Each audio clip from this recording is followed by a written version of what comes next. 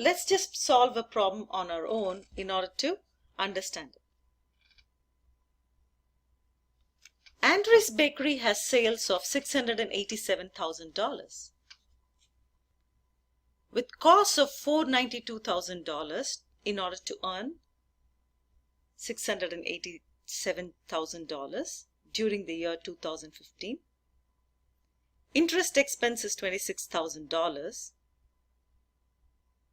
and depreciation is $42,000. The tax rate is 35%. What is the net income for the year 2015? So let's just solve this. First, you start with the title. The title is Income Statement of Andre's Bakery for the year ended 31st December 2015.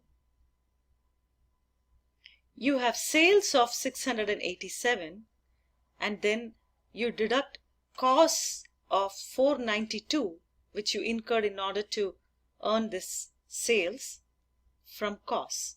So what do you get? 687 minus 492 to get gross profits of $195,000. Then you deduct depreciation.